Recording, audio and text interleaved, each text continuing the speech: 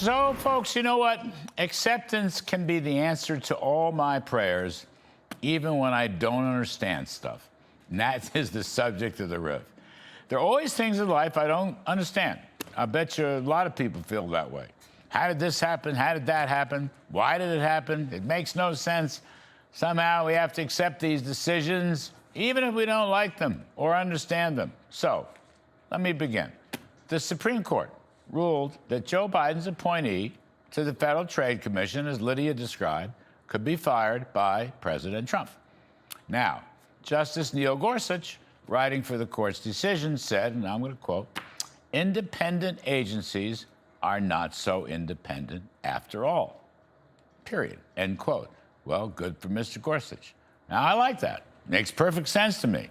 And as President Trump put it, it reverses a bad decision made by the Supremes 91 years ago, back in 1935.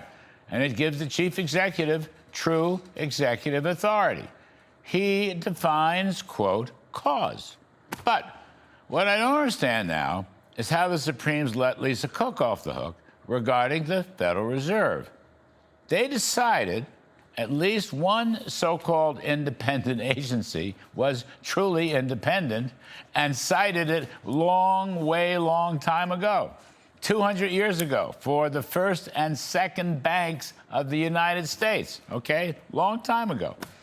By the way, President Andrew Jackson didn't think the second bank of the U.S. was so independent because he stopped their charter from being extended. Anyway, today's court cited also the Federal Reserve Act of 1913.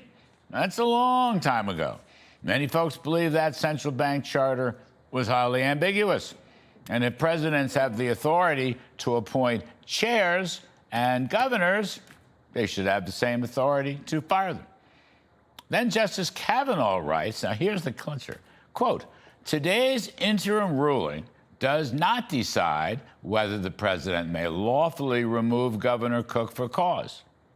And he goes on to say, "The ultimate decision about why the president may remove the Governor Cook for cause will largely depend on the facts regarding the governor's actions. And those facts have yet to be determined," end quote. Confused? Well, hang on. Look, Cook has been accused of mortgage fraud because she apparently or allegedly took out mortgages in 3 different states, Michigan, Georgia, and Massachusetts, and then she labeled each one her primary residence. And that's the allegation. So, if she can't count or if she can't read, why are we entrusting her with the monetary power of our currency? I don't know. Her case was referred to the Justice Department, which I guess opened a criminal investigation into mortgage fraud way back in August 2025. Now, that's almost 1 year ago. But nothing's happened since then. So far as we know, at least, no charges have been brought, no grand jury convened, or maybe stuff's going on that we don't know about.